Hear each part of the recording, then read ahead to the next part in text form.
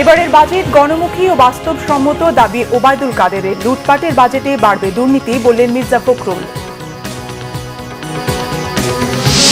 বাজেটে কালো টাকা সাদা করার সুযোগ, অনৈতিক, সংবিধান বিরোধী অভিমত সানেমের। মূল্যস্ফীতি কমানোর বিষয়ে নির্দেশনা নেই, বললেন মির্জা আজিজ। মোদির শপথে যোগ দিতে দিল্লি পৌঁছেছেন প্রধানমন্ত্রী শেখ হাসিনা। নতুন সরকার গঠনের অনুমতি ভারতের রাষ্ট্রপতির। মন্ত্রণালয়ের ভাগাভাগি নিয়ে চলছে আলোচনা। দেখছিলেন বিআরবি কেবল সংবাদ শিরোনাম, এবারে বিস্তারিত। আওয়ামী লীগ সাধারণ সম্পাদক ওবায়দুল কাদের অভিযোগ করেছেন, বাজেট নিয়ে সিপিডি সহ দেশের অর্থনীতিবিদরা বিএনপির ভাষায় কথা বলছেন। সকালে বঙ্গবন্ধু এভিনিউয়ে সংবাদ সম্মেলনে তিনি দাবি করেন, নিরপেক্ষতা হারিয়েছেন দেশের অর্থনীতিবিদরা। তবে বাজেট নিয়ে কোনো প্রতিষ্ঠান কি বলল তা নিয়ে আওয়ামী লীগের মাথা ব্যথা নেই।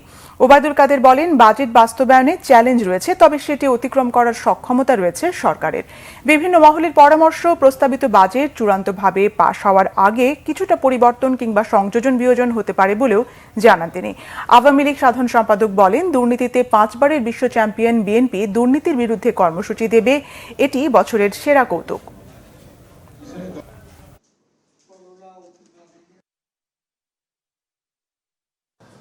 সিপিডি কি বললো, টিআইবি কি বললো, সুজন কি বললো, এসব নিয়ে আমাদের কোনো মাথা ব্যথা নেই। ওরা সবাই বিএনপি সুরে সুর মিলিয়ে কথা বলে। একটা চ্যালেঞ্জ আছে, সেটা হলো বাস্তবায়ন। বাস্তবায়নের চ্যালেঞ্জ আমরা স্বীকার করি, এবং বাস্তবায়নের চ্যালেঞ্জ অতিক্রম করার জন্য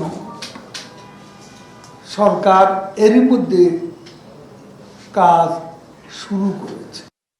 বাজেটে 6.5% মূল্যস্ফীতি নামিয়ে আনার কথা বলা হলেও বাস্তবে সেটি অসম্ভব বলে মনে করে south Asian network on economic modelling, SANEM. দুপুরে রাজধানীর ব্র্যাক ইন সেন্টারে আয়োজিত বাজেট পর্যালোচনা নিয়ে সংবাদ সম্মেলনে কথা বলেন গবেষণা সংস্থাটির নির্বাহী পরিচালক ও ঢাকা বিশ্ববিদ্যালয়ের অর্থনীতি বিভাগের অধ্যাপক সেলিম রায়হান। বলেন, উচ্চ মূল্যস্ফীতির বাস্তবতায় সেখানে সামাজিক নিরাপত্তা খাতে বরাদ্দ বাড়ানো দরকার ছিল, সেখানে এবারের প্রস্তাবিত বাজেটে এই খাতে প্রকৃত বরাদ্দ কম। বলেন, কালো টাকা বিনা প্রশ্নে সাদা করার নীতি দুর্নীতিকে আরও উস্কে দেবে। দুর্নীতি নিয়ন্ত্রণে প্রয়োজনীয় সংসদীয় কমিটি করার পরামর্শ দেন তিনি।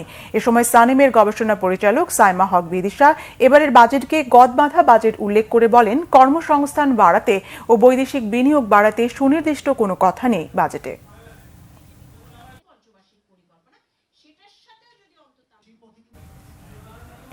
তত্ত্বাবধায়ক সরকারের সাবেক উপদেষ্টা ডক্টর এবি মির্জা আজিজুল ইসলাম বলেছেন, মূল্যস্ফীতি কমানোর বিষয়ে বাজেটে সুস্পষ্ট নির্দেশনা নেই।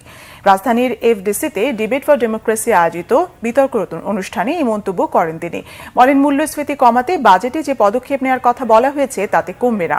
এবারে সংকোচনমূলক বাজেটে চাহিদা কমানোর কথা বলা হয়েছে জানিয়ে তিনি বলেন, এতে মূল্যস্ফীতি কমবে না। দেশে বিনিয়োগ ও উৎপাদন বাড়িয়ে মূল্যস্ফীতি কমানো যায় বলে জানান তিনি। সরকার ব্যাংক থেকে অতিরিক্ত ঋণ নিলে বেসরকারি উদ্যোক্তারা ঋণ সংকটে পড়বে, এতে উৎপাদন কমবে বলে মনে করেন এই অর্থনীতিবিদ। ডিবেট ফর ডেমোক্রেসির চেয়ারম্যান হাসান আহমেদ চৌধুরী কিরণ প্রবাসীদের পাঠানো রেমিটেন্সে প্রণোদনা 2.5 থেকে বাড়িয়ে 5% করার দাবি জানান। বিতর্কে কুমিল্লা বিশ্ববিদ্যালয়কে হারিয়ে Bangladesh university of business and টেকনোলজির বিতার্কিকরা জয়ী হন।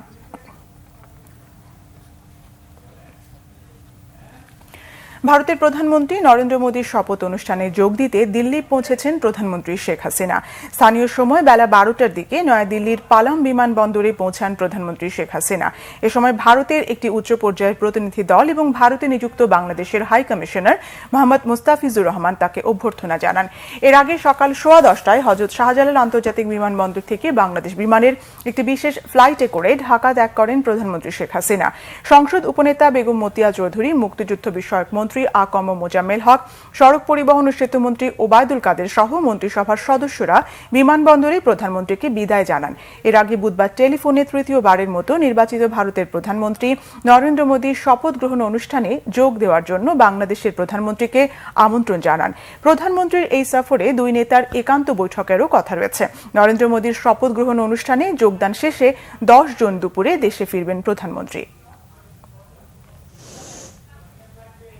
এদিকে নরেন্দ্র মোদীকে ভারতের প্রধানমন্ত্রী হিসেবে মনোনীত করেছেন দেশটির রাষ্ট্রপতি দ্রৌপদী মুর্মু। একই সঙ্গে নতুন সরকার গঠনের অনুমতি দিয়েছেন তিনি। অন্যদিকে বিজেপির নেতৃত্বাধীন এনডিএ জোট মন্ত্রণালয়ের ভাগাভাগি নিয়ে আবারও আলোচনায় বসছে।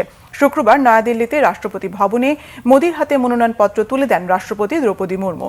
রবিবার সন্ধ্যায় শপথ নেবে মোদী ও তার নেতৃত্বাধীন সরকার। এর আগে এনডিএ জোটের বৈঠকে জোটের প্রধান হিসেবে নির্বাচিত করা হয় মোদীকে। পরে প্রধানমন্ত্রী হিসেবে নরেন্দ্র মোদীর প্রতি সমর্থন জানিয়ে রাষ্ট্রপতির কাছে আনুষ্ঠানিক চিঠি দেয় এনডিএ। নরেন্দ্র মোদী বলেন, রাষ্ট্রপতি দ্রৌপদী মুর্মু তাকে প্রধানমন্ত্রী হিসেবে মনোনীত করেছেন এবং সেই অনুযায়ী কাজ করার নির্দেশনা দিয়েছেন। এদিকে মোদীর শপথ অনুষ্ঠানকে সামনে রেখে ফের বৈঠকে বসতে যাচ্ছে বিজেপির নেতৃত্বাধীন এনডিএ জোট। এবারের বৈঠকের আলোচ্য বিষয় মন্ত্রণালয় ভাগাভাগি। জোটের শরিকদের কোন কোন মন্ত্রণালয় দেয়া হবে তা ঠিক করা হবে। যদিও এই বিষয়ে এরই মধ্যে কয়েক দফা আলোচনা হয়েছে।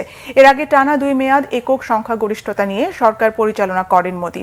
প্রথমবারের মতো মোদী আঞ্চলিক দলগুলোর সহায়তা নিয়ে সরকার গঠন করতে যাচ্ছেন। দেশ ভয়ঙ্কর সংকটে বলে দাবি করেছেন বিএনপি মহাসচিব মির্জা ফখরুল ইসলাম আলমগীর। তিনি বলেন, ক্ষমতাসীনদের নিপীড়নে দেশের অস্তিত্ব হুমকির মুখে। জাসদের তাত্ত্বিক নেতা সিরাজুল আলম খানের প্রথম মৃত্যুবার্ষিকী উপলক্ষে জাতীয় সমাজতান্ত্রিক দল জেএসডি আয়োজিত আলোচনা সভায় তিনি এসব কথা বলেন। প্রস্তাবিত বাজেটে কালো টাকা সাদা করার সুযোগ দেওয়ার সমালোচনা করেন বিএনপি মহাসচিব। তিনি বলেন, এই বাজেটে কর্মসংস্থানের কোনো সুযোগ নেই। গরিব মানুষ আরও বেশি সংকটে পড়বে। গ্রামেও কোনো কাজ নেই বলে জানান বিএনপি মহাসচিব। তিনি অভিযোগ করেন, দেশের সব প্রতিষ্ঠানকে দলীয়করণ করে ক্ষমতা দীর্ঘস্থায়ী করতে চায় আওয়ামী লীগ। কোরবানির ঈদকে সামনে রেখে একটি কোটি টাকার জাল নোট বাজারে ছাড়তে সক্রিয় একটি চক্র। রাজধানীতে জাল টাকার কারখানায় অভিযান চালিয়ে 4 জনকে গ্রেফতারের পর এমন তথ্য দেন তারা। অভিযুক্তরা জানান, চাহিদা বেশি থাকায় এবার 100 ও 200 টাকার নোট বেশি ছাড়ার পরিকল্পনা ছিল তাদের। আর এই টাকার কারিগরদের দেওয়া হয় উচ্চ বেতন। বিস্তারিত জানাচ্ছেন জিয়া খান। ঈদ সহ যে কোনো উৎসবকে সামনে রেখে সক্রিয় হয়ে ওঠে জাল টাকার কারবারিরা। কোরবানির ঈদকে সামনে রেখে রাজধানীর দোলাইপাড়ের একটি ফ্ল্যাটে জাল টাকার কারখানার সন্ধান পান গোয়েন্দারা। অভিযানে বিপুল পরিমাণ জাল টাকা ও ভারতীয় রুপি উদ্ধার করা হয়। গ্রেফতার করা হয় জাল টাকা কারবারের মোস্ট ওয়ান্টেড জাকিরকে, সঙ্গে তার স্ত্রী ও 2 মহিলাকে। জাকির জানান, 15 বছর ধরে জাল টাকার ব্যবসায় জড়িত সে। লোভ আর লাভ 2 কারণেই বারবার গ্রেফতারের পরও ছাড়তে পারছেন না এই অবৈধ কারবার। ছাড়তে পারছি না, আসলে এক একটা মামলা খেয়ে ঋণগ্রস্ত হয়ে বের হয়ে এসে এই মামলার হাজিরা দেওয়া আর এই ঋণ পরিশোধ করা, আসলে লিগ্যাল কোনো চাকরি কিংবা কোনো দিনমজুরি কর্ম করে এটা শেষ করা সম্ভব হয় না, যার কারণে বাধ্যতামূলক আমাদের আবার এই কাজে লিপ্ত হতে হয়।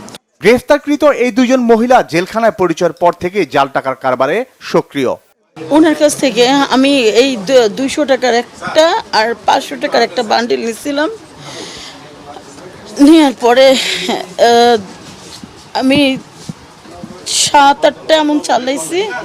গোয়েন্দারা জানান, গ্রেফতারকৃত জাকিরের 3 জন কর্মচারী রয়েছে এই কারবারে, যাদের বেতন 2.5 লাখ টাকা।